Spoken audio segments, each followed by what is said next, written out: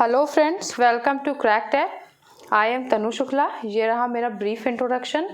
आज हम लोग जिस टॉपिक पे बात करने वाले हैं वो टॉपिक है मल्टीपल इंटेलिजेंस थ्योरी के जितने भी क्वेश्चन सीटेट में आ चुके हैं, आज हम लोग उसे डिटेल में डिस्कस करेंगे। तो आज हम लोग उसे अच्छे से डिस्कस करने वाले हैं। तो आप लोग हमसे फेसबुक पर जुड़ने के लिए हमारे फेसबुक ग्रुप को ज्वाइन कर सकते हैं। उसके अलावा आप हमें इंस्टाग्राम पे भी फॉलो कर सकते हैं। उसके अलावा आप हमारे टेलीग्राम चैनल को भी ज्वाइन कर सकते हैं। आप हमारे वेबसाइट पर भी विजिट कर सकते हैं।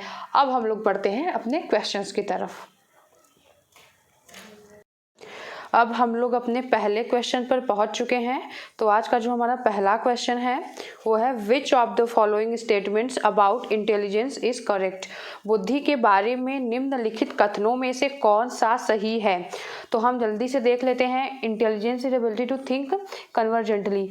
तो ऐसी तो कोई बात नहीं होती कि थिंकिंग सिर्फ अभिसारी रूप से सोचने की योग्यता है। और दूसरा हो गया तो ये परमानेंट चेंज इन बिहेवियर। बुद्धि जो है अनुभव के परिणाम के रूप में, व्यवहार के रूप में अपेक्षाकृत स्थायी जो परिवर्तन होता है वो लर्निंग होता है, ना कि बुद्धि होती है। उसके बाद थर्ड पॉइंट पे पहुंचेंगे तो यहाँ पे आनुवंशिकता की बात कर दी गई है और इसमें स्मरण और तर्क को भी शामिल कर दिया गया है, तो ये भी नहीं होगा। यहाँ पे जो फोर्थ ऑप्शन है वो है intelligence is multi dimensional involving several abilities not entirely measurable by intelligence test. बुद्धि बहुआयामी होती है, जैसा कि हम लोगों ने पढ़ा था गार्डनर का बुद्धि का सिद्धांत। ये नाम देके नहीं आया है लेकिन फिर भी ये क्वेश्चन वहीं से आया है। उसके बाद जिसमें बुद्धि परीक्षणों के द्वारा पूर्ण रूप से परिमेय न की जाने वाली कई योग्यताएं शामिल होती है। बुद्धि जो होती है वो बहुआयामी होती है और उसे बुद्धि परीक्षणों के द्वारा मापा नहीं जा सकता। तो ये इसका जो फोर्थ ऑप्शन है वो सही होगा। ये 2019 का ही क्वेश्चन है और कितना अच्छा क्वेश्चन आया है। तो अब हमारा जो दूसरा क्वेश्चन है वो कह रहा है एज पर Harvard Gardner's theory of multiple intelligence how would the intelligence of a person with the following characteristics be categorised. Harvard Gardner के बहुबुद्धि सिद्धांत के अनुसार निम्नलिखित विशेषताओं से युक्त एक व्यक्ति की बुद्धि को किस प्रकार से बांटा जा सकता है। जो यहाँ पे विशेषता लिखी गई है, दूसरों की मनोदशा को समझने, स्वभाव, प्रेरणा तथा अभिप्राय को उचित तरीके से पता लगाने और प्रतिक्रिया करने की योग्यता, ability to detect the respond appropriately to the moods, temperaments, motivations and intentions of others। मतलब दूसरों के बारे में हम लोगों ने इसके बारे में कल के थियरी में देखा था कि दूसरों के की मनोदशा, स्वभाव, प्रेरणा, इन सब चीज़ों के बारे में पता लगाने, उसे समझ पाने की जो क्षमता होती है वो किन किन व्यक्तियों के पास होती है, जिसका इंटरपर्सनल इंटेलिजेंस काफ़ी अच्छा होता है। अंतः वैयक्तिक इंटेलिजेंस जिसका अच्छा होता है वही लोग ऐसा कर पाते हैं। तो इसका जो आंसर होगा वो सी होगा। ए क्यों नहीं होगा? क्योंकि ये नेचुरल चीज़ों से संबंधित है, प्रकृतिवादी नहीं होगा। उसके बाद इंट्रापर्सनल जो मतलब सेल्फ स्मार्ट होता है, खुद के प्रति जो स्मार्ट होता है, और इंटरपर्सनल जो होता है वो सोशली स्मार्ट होता है, मतलब वो दूसरों की बातों को बहुत अच्छे से समझ पाता है। और उसके बाद नैदानिक की तो कोई बात नहीं हुई थी, तो यहाँ पे जो आंसर होगा वो सी होगा। अब जो हमारा थर्ड क्वेश्चन है which of the following statements about intelligence is correct. निम्नलिखित कथनों में से कौन सा बुद्धि के बारे में सही है। तो यहाँ कहा गया कि बुद्धि एक निश्चित योग्यता है, फिक्स्ड एबिलिटी तो नहीं होती बुद्धि, तो ये जो कि जन्म के समय ही निर्धारित हो जाए, तो ये तो पहला गलत हो गया। दूसरा है intelligence can be accurately measured, तो इसे हम मानकीकृत परीक्षणों के प्रयोग से सटीक रूप से नहीं माप सकते हैं और ना ही निर्धारित कर सकते हैं, तो ये भी गलत हुआ। तीसरा है intelligence is a unitary factor, ये तो है नहीं क्योंकि ये मल्टीपल फैक्टर होती है और एकाकी विशेषक नहीं होती, सिंगल ट्रेट नहीं होती, तो ये भी गलत हो गया। हमारा जो फोर्थ पॉइंट है वो कह रहा है चौथा पॉइंट है वो कह रहा है कि intelligence is multi dimensional and a set of complex abilities. बुद्धि बहुआयामी है तथा जटिल योग्यताओं का समूह होता है, तो ये जो आंसर होगा वो डी होगा इसका आंसर, और ये बिल्कुल सही है। हमारा आज का जो चौथा क्वेश्चन है हार्वर्ड गार्डनर के बहुबुद्धि सिद्धांत के अनुसार तार्किक गणितीय बुद्धि वाले एक व्यक्ति की क्या विशेषता हो सकती है? लॉजिकल मैथमेटिकल इंटेलिजेंस वाले एक पर्सन की क्या विशेषता हो सकती है? तो यहाँ पे साउंड की बात कर दी है तो ये पहले ही गलत हो गया। साउंड ताल से संबंधित नहीं है, ध्वनि ताल से संबंधित नहीं है। दूसरा हो गया विजुअल स्पाशल, तो ये भी इससे संबंधित नहीं है। दृश्य स्थानिक परिवेश को सटीक रूप से ग्रहण करने की क्षमता की बात नहीं हो रही है। यहाँ पे भी पिच राइम ये सब की बात करती है। संगीतमय व्यक्ति की भी बात भी यहाँ पे नहीं है। यहाँ पे चौथा होगा detect pattern handle long chains of reasoning, मतलब रीजनिंग से संबंधित डायरेक्टली हम इसको लगा सकते हैं कि लॉजिकल माइंड किस में लगता है? रीजनिंग में लगता है। और ये डायरेक्टली बोल भी रहा है कि पैटर्न को खोजने, तर्क की लंबी श्रृंखला को हल करने की क्षमता की और संवेदनशीलता, तो यही आंसर होगा। इसका हमारा जो आंसर होगा वो डी होगा। तो इस तरीके से आप लोगों को समझ में आ रहा होगा कि किस तरीके से सीटेड क्वेश्चंस पूछ रहा है और कितने सरल तरीके से क्वेश्चंस पूछा जा रहा है। आप एक बार अगर 2 बार थ्योरी अच्छे से कर लेते हैं तो आपके इस थ्योरी से आने वाले कोई भी क्वेश्चंस गलत नहीं होंगे। तो हमारा ये 5वां क्वेश्चन है, वो कह रहा है कि हार्वर्ड गार्डनर का मल्टीपल इंटेलिजेंस थ्योरी बहुबुद्धि सिद्धांत हमें क्या सुझाता है, क्या बताता है? तो पहला ऑप्शन है हर बच्चे को प्रत्येक विषय 8 भिन्न तरीकों से पढ़ाया जाना चाहिए। तो ऐसी बात इन्होंने नहीं कही थी कि हर बच्चे को 8 तरीके से नहीं पढ़ाने की बात की थी, जिसमें जिसकी क्षमता हो उस तरीके से पढ़ाने की बात की। दूसरा है कि इंटेलिजेंस को हम सिर्फ और सिर्फ IQ से माप सकते हैं, तो ऐसा भी इन्होंने नहीं कहा। और उसके बाद थर्ड है शिक्षक को चाहिए कि विषय वस्तु को वैकल्पिक विधियों से पढ़ाने के लिए बहुबुद्धियों को एक रूपरेखा की तरह ग्रहण करे, अलग अलग विधियों से पढ़ाने की बात की। उसके बाद चौथा जो है तो ये क्षमता भाग्य है, डेस्टिनी है, does not change over a period of time. ये गलत है क्योंकि हम इसे चेंज कर सकते हैं अपने वातावरण के अनुसार। तो यहाँ पे जो ऑप्शन होगा वो थर्ड होगा। अब हम चलते हैं अगले क्वेश्चन की तरफ। जो अगला क्वेश्चन है वो कह रहा है हार्वर्ड गार्डनर के बहुबुद्धि सिद्धांत के अनुसार निम्नलिखित का मिलान कीजिए। तो हमें पहले मैच कराना है। यहाँ पे टाइप ऑफ इंटेलिजेंस और इंड स्टेट दिया हुआ है, बुद्धि का प्रकार और अंत अवस्था दिया गया है। ये मैंने कल आप लोगों को बहुत अच्छे से बताया था, तो आज हम लोग उसको देखते हैं कि क्वेश्चंस में ये कैसे अप्लाई होगा। तो ये जो क्वेश्चन है वो अगर हम देखें पहला ऑप्शन म्यूजिकल, संगीतात्मक बुद्धि किससे जुड़ी हुई है? तो जो संगीतात्मक बुद्धि है वो वायलिन वादक से जुड़ी हुई है, तो ए का जो होगा वो चौथा हो जाएगा। तो हमारा आंसर एक यहाँ से निकल सकता है और एक यहाँ से निकल सकता है, और ये दोनों तो डायरेक्टली कट हो जाते हैं। अब हम लोग सेकेंड ऑप्शन में पहुँचते हैं। दूसरा है भाषिक लिंग्विस्टिक। भाषिक बुद्धि किसमें अच्छी होती है? तो वो कवियों की अच्छी होती है, तो दोनों में है, तो अभी भी दोनों हो सकता है। अब थर्ड में पहुँचते हैं। इंटरपर्सनल की बात कर दी इन्होंने, मतलब जो दूसरों को अच्छे से समझता हो, तो वो यहाँ पे खिलाड़ी तो ऐसे होते नहीं कि जो दूसरों को अच्छे से समझते हैं। तो जो अंतःवैयक्तिक होगा, इंटरपर्सनल होगा, वो चिकित्सक से जुड़ा होगा, थेरेपिस्ट से जुड़ा होगा। तो यहाँ पे थर्ड का जो होगा 1 हो जाएगा। तो यहाँ पे हमारा जो आंसर निकल के आता है वो चौथा है। और उसके बाद स्पाशल की बात की, स्थानिक बुद्धि की बात की, तो वो मूर्तिकार से संबंधित है, तो यहाँ पे हमारा डी का 5वां है। तो इस तरीके से हमारा चौथा आंसर बनता है। आई होप आप लोगों को समझ में आया होगा कि मैंने जो कल पढ़ाया था वो क्वेश्चंस पे कैसे अप्लाई हम कर रहे हैं। जो अगला क्वेश्चन है वो कह रहा है कि बुद्धि के बारे में निम्नलिखित में से कौन सा कथन सर्वाधिक उपयुक्त है? मोस्ट एप्रोप्रिएट अबाउट इंटेलिजेंस, कौन सा स्टेटमेंट ऐसा है? तो पहला कह रहा है कि बुद्धि विद्यालय में अच्छा प्रदर्शन करने की योग्यता है। तो जरूरी नहीं है कि जो अच्छा प्रदर्शित करे सिर्फ उसी की बुद्धि अच्छी है, तो ऐसी तो बात नहीं है। और उसके बाद जो दूसरे पॉइंट पे आए, intelligence is multi dimensional having several aspect to it. बुद्धि बहुआयामी है और इसमें कई पहलू निहित होते हैं। मतलब ये जो पॉइंट पहला है, ऐसा नहीं है कि जो स्कूल में अच्छा प्रदर्शित कर रहा है वो बुद्धिमान नहीं है, लेकिन ऐसा नहीं है कि जो अच्छा प्रदर्शित नहीं कर रहा है वो बुद्धिमान नहीं है, वो अलग तरीके से बुद्धिमान हो सकता है। तो अगला पॉइंट जो कह रहा है, बुद्धि को केवल मानकीकृत बुद्धि लब्धि परीक्षण के आयोजन के द्वारा विश्वसनीय रूप से मापा जा सकता है, तो ऐसी भी कोई बात नहीं है। उसके बाद चौथा है बुद्धि मूलभूत रूप से स्नायु तंत्र संबंधी कार्य प्रणाली है, तो ऐसा बात नहीं है। सिर्फ मूल रूप से सिर्फ स्नायु तंत्र संबंधी कार्य प्रणाली ये नहीं है। तो यहाँ पे जो ऑप्शन होगा वो दूसरा ऑप्शन सही होगा। हम अगले क्वेश्चन पर चलते हैं।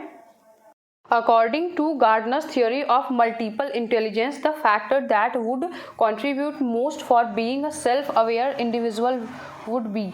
गार्डनर के बहुबुद्धि सिद्धांत के अनुसार वह कारक जो व्यक्ति को आत्मबोध हेतु सर्वाधिक योगदान देता है। आत्मबोध सेल्फ अवेयरनेस का मतलब है कि जो अपने बारे में बहुत अच्छे से जानता हो, अपनी सारी फीलिंग्स को बहुत अच्छे से समझता हो, अपनी कमियों को, अपनी अच्छाइयों को बहुत अच्छे से जानता हो। तो यहाँ पे म्यूजिकल संगीत में यहाँ पे तो एकदम तो रेलिवेंट ये है नहीं। दूसरा, स्पिरिचुअल की भी यहाँ पे कोई बात नहीं की गई है। यहाँ पे आत्मबोध की बात की गई है। लिंग्विस्टिक की भी यहाँ पे भाषा विषय की भी कोई बात नहीं है। ऐसे भी हम काट के इंट्रापर्सनल निकाल सकते हैं, अंतःवैयक्तिक निकाल सकते हैं। और वैसे भी जो इंट्रापर्सनल जिनकी इंटेलिजेंस बहुत मजबूत होती है वो अपने बारे में बहुत ज़्यादा अवेयर होते हैं। तो ये डी ऑप्शन यहाँ पे होगा। अब हम अगले क्वेश्चन पर चलेंगे। अगला जो क्वेश्चन है वो कह रहा है, in the context of theory of multiple intelligences which one of the following intelligences is required for an air force pilot।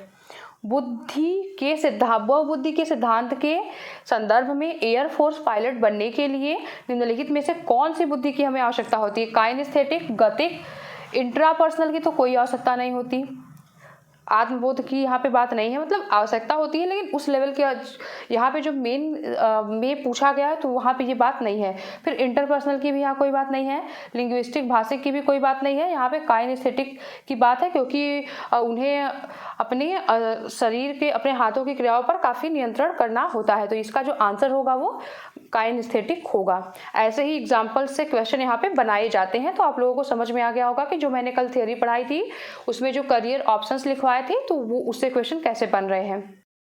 तो अब जो अगला क्वेश्चन है वो कह रहा है कि मल्टीपल इंटेलिजेंस जो थियरी है उसको वैध नहीं माना जा सकता, उसे लीगल हम नहीं मान सकते। क्योंकि पहला है ऑप्शन, विशिष्ट परीक्षणों के अभाव में भिन्न बुद्धियों का मापन संभव नहीं है। तो ये हो सकता है। अब दूसरा ऑप्शन देखते हैं, it is not possible to measure different intelligences as there are no specific test. यह 7 बुद्धियों को समान महत्व नहीं देता। ये तो गलत है क्योंकि इन्होंने सभी बुद्धि को समान महत्व दिया। यह केवल अब्राहम मैस्लो के जीवन भर के सुदृढ़ अनुभवात्मक अध्ययन पर आधारित है। तो ये भी गलत है। हम लोग अब्राहम मैस्लो का पढ़ेंगे सिद्धांत बहुत जल्दी, लेकिन यहाँ पे ऐसा भी नहीं है। और इसके बाद डी जो हुआ, यह सर्वाधिक महत्वपूर्ण सामान्य बुद्धि जी के अनुकूल सुसंगत नहीं है। It is not compatible with general intelligence G which is most important. तो ऐसा भी नहीं है। यहाँ पे जो पहला है कि it is not possible to measure different intelligences as there are no specific test. विशिष्ट बुद्धि परीक्षणों के अभाव में भिन्न बुद्धियों का मापन संभव नहीं है। तो यहाँ पे जो है वो पहला ऑप्शन होगा आंसर। तो हमारा अगला क्वेश्चन है वो कह रहा है, which of the following observation support Harvard gardener theory of multiple intelligences. निम्नलिखित में से कौन सा निरीक्षण हार्वर्ड गार्डनर के बहुबुद्धि सिद्धांत का समर्थन करता है? तो पहला है कि मस्तिष्क के एक भाग में हुई क्षति केवल एक विशिष्ट योग्यता को प्रभावित करती है, ना कि संपूर्ण योग्यता को। Damage to one part of the brain affect only a particular ability sparing others. तो इन्होंने कहा कि बुद्धि के 8 पार्ट होते हैं और 8 पार्ट जो होते हैं एक दूसरे से इंटर रिलेटेड नहीं होते, अंतः संबंधित नहीं होते। मान लीजिए कि इस पार्ट में अगर चोट लगती है तो इतने पार्ट सिक्योर रहेंगे, इस पार्ट में चोट लगती है तो ये पार्ट कोई भी पार्ट प्रभावित नहीं होगा। तो इन्होंने ये बताया कि अगर किसी एक पार्ट में चोट लगती है तो बाकी की और योग्यताएं प्रभावित नहीं होंगी। तो इनका जो ये इस क्वेश्चन का जो आंसर है वो पहला हो जाएगा। और देखते हैं कि और क्वेश्चन का आंसर क्यों नहीं होगा। तो जो पहला यहाँ पे आंसर हो गया। दूसरा, इन्होंने विश्लेषणात्मक, सृजनात्मक और व्यवहारात्मक बुद्धियों की अंतःक्रिया की बात नहीं की और कि विभिन्न बुद्धि अपने स्वरूप में पदानुक्रमात्मक हायरार्कियल नहीं होती। इन्होंने कोई क्रम नहीं बताया, उसका बताया कि 8 बुद्धि होती हो चाहे जिस क्रम में हो सकती है। उसके बाद इन्होंने बताया कि अनुदेशन के प्रारूप का निर्माण करते समय अध्यापकों को किसी एक विशिष्ट शैक्षिक नवाचार के सिद्धांत का अनुपालन करना चाहिए। जबकि इन्होंने ये बताया जब कि बुद्धि हर व्यक्ति की अलग अलग है तो किसी एक शैक्षिक नवाचार से हम कैसे काम चला पाएंगे, क्योंकि हर बच्चे की बुद्धि अलग अलग तरीके से हो सकती है। तो एक शैक्षिक नवाचार से यहाँ पे काम नहीं चलेगा, हमें हर बच्चे के बुद्धि के अकॉर्डिंग नवाचार लाना पड़ेगा। तो इसका ये भी ऑप्शन गलत होगा, पहला ऑप्शन यहाँ पे सही होगा। Which one of the following is a critique of theory of multiple intelligences? निम्नलिखित में से कौन सी बहुबुद्धि सिद्धांत की आलोचना है? तो आज हम लोग देखते हैं कि इसके पॉइंट क्या क्या हैं। तो पहला है कि बहुबुद्धि केवल प्रतिभाएं हैं, multiple intelligence are only talents, जो पूर्ण रूप से बुद्धि में विद्यमान होती हैं। और दूसरा है, ये आलोचना हो सकती है लेकिन मेन आलोचना इसकी क्या थी, तो हम लोगों ने कल भी देखा था कि बहुबुद्धि शिक्षार्थियों को अपनी रुझान को खोजने में मदद करती है, तो ये आलोचना नहीं है इसकी। और उसके बाद थर्ड जो है, यह व्यवहारिक बुद्धि पर आवश्यकता से अधिक बल देती है, तो ये भी ठीक ही है, आलोचना नहीं है। यह आनुभविक साक्ष्यों को बिल्कुल भी समर्थन नहीं दे सकता, it can't be supported by empirical evidences at all. तो इसका जो मेन आलोचना है वो चौथा ही है, तो इसका जो आंसर होगा वो 4 होगा। अगला क्वेश्चन है, following are the critical views about the theory of multiple intelligences except. निम्नलिखित में से कौन सा आलोचनात्मक दृष्टिकोण बहुबुद्धि सिद्धांत से संबद्ध नहीं है, इसको छोड़कर, मतलब उसकी आलोचनाओं से संबद्ध नहीं है, ये हमें देखना है। एक ही ऑप्शन है जो आलोचनाओं से, मतलब जो उनका आलोचना है उससे जुड़ा हुआ वो नहीं है। तो पहला है, it is not research based, यह शोध आधारित नहीं है, तो ये तो सही है। ये हो गया, it lacks of empirical support, इसका कोई अनुभवात्मक आधार नहीं है, ये भी सही है। और उसके बाद सेकंड ऑप्शन देखें तो विभिन्न बुद्धियाँ भिन्न भिन्न विद्यार्थियों के लिए विभिन्न पद्धतियों की मांग करती हैं, तो ये भी सही है। और इसका जो ये थर्ड पॉइंट है कि प्रतिभाशाली विद्यार्थी प्रायः एक ही क्षेत्र में अंततः अपनी विशिष्टता प्रदर्शित करते हैं, तो ये यहाँ पे ये ऑप्शन गलत है, इन्होंने ऐसा नहीं कहा था, बल्कि इन्होंने ये कहा था कि जो प्रतिभाशाली विद्यार्थी होंगे वो हर क्षेत्र में अपनी विशिष्टता प्रदर्शित कर सकते हैं। तो यहाँ पे जो ऑप्शन होगा वो थर्ड हो जाएगा। जो हमारा अगला क्वेश्चन है वो कह रहा है कि शारीरिक गतिक बुद्धि रखने वाले बच्चे की अंतिम अवस्था निम्नलिखित में से कौन सी हो सकती है। तो बॉडीली काइनेस्थेटिक इंटेलिजेंस की यहाँ पे बात किया था, शारीरिक गतिक बुद्धि रखने वाले बच्चे के बारे में यहाँ पे बात हो रही है, तो वाचक यहाँ पे वाचक की कोई बात नहीं है, राजनीतिक नेता की भी यहाँ पे कोई बात नहीं है। उसके बाद शल्य चिकित्सक, जो सर्जन होते हैं वो लोग अपनी बॉडीली काइनेस्थेटिक इंटेलिजेंस अच्छी रखते हैं, तभी वो सर्जन बन पाते हैं, क्योंकि उन्हें अपने हाथों की क्रियाओं पर बहुत नियंत्रण करना होता है ताकि उनका हाथ ना कांपे, उन्हें टाका लगाना होता है, काटना होता है। तो यहाँ पे सर्जन का जो ऑप्शन होगा वो सही होगा, और कवि का यहाँ पे कोई बात ही नहीं की गई है, तो यहाँ पे जो ऑप्शन होगा वो थर्ड होगा। हम लोगों ने कल इसको देखा भी था अपनी थियोरी में। Logical mathematical intelligence is associated with, तार्किक गणितीय बुद्धि किससे संबंधित होती है। तो हम लोगों ने पहले ही देखा था कि बहुबुद्धि सिद्धांत से संबंधित है, मल्टीपल इंटेलिजेंस थ्योरी से संबंधित है, 2 फैक्टर थियोरी में ये बात की नहीं गई थी, अभी ये सारी थियोरी हम लोग पढ़ेंगे, लेकिन यहाँ पे हमारा जो लॉजिकल मैथमेटिकल इंटेलिजेंस है वो बहुबुद्धि सिद्धांत से संबंधित है। और आप लोग देख सकते हैं कि किस तरीके से और कितनी ज़्यादा क्वेश्चन गार्डनर की बहुबुद्धि सिद्धांत से मल्टीपल इंटेलिजेंस थियोरी से आए हैं। तो अदर से भी 1-2 ही क्वेश्चन बने हैं, तो उसे हम लोग बाद में कवर कर लेंगे। इस समय हम लोग सीटेट 2020 को टारगेट कर रहे हैं, इसलिए हम लोग वो टॉपिक पढ़ेंगे जो ज़्यादा इंपॉर्टेंट है और जिससे क्वेश्चन आना लगभग कन्फर्म होता है। मुझे लगता है कि आप लोगों को कल की थियोरी समझ में आ गई थी, इसलिए आप लोगों के मैक्सिमम क्वेश्चन यहाँ पे सही हुए होंगे।